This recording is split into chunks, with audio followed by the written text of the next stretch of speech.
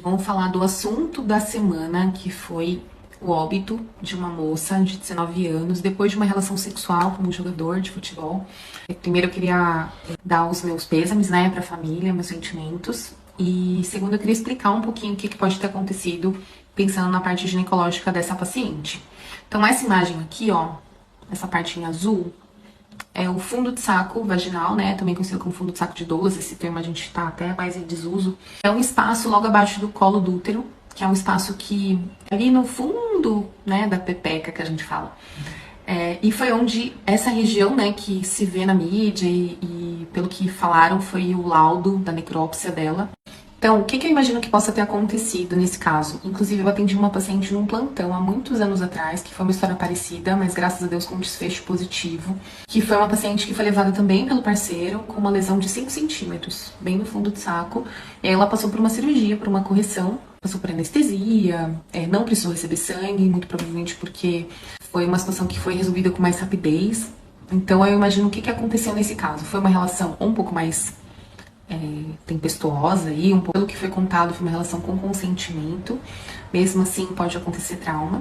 Então, relações ou com não consentimento, relações com pouca lubrificação, relações mais violentas, entre aspas, ou uso de objetos, né, vibrador ou objetos que não sejam de uso sexual, podem aumentar o risco dessa ruptura do fundo de saco. Pacientes que não estão 100% conscientes, então mulheres em uso de álcool, uso de drogas, isso também pode desencadear um risco maior. Voltando no assunto dessa mulher, né, dessa moça que faleceu, eu imagino que talvez a demora da procura do diagnóstico possa ter feito com que o choque que ela entrou, né, o choque hemorrágico, essa região é muito sangrante, né, tem vasos importantes ali na região, pode ter, né, passou do tempo de levá-la ao hospital e infelizmente ela acabou evoluindo a óbito por choque hemorrágico.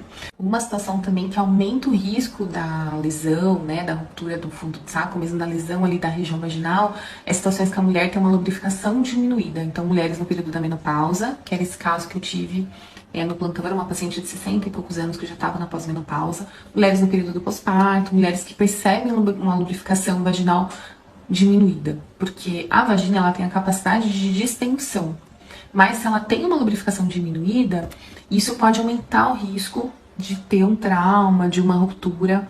Muito comum ver casos de lesão vaginal em plantões pós-relação, mas não é algo que chega a ser grave a ponto da mulher precisar de transfusão, mesmo em óbito, foi uma situação bem, uma fatalidade, né, infelizmente.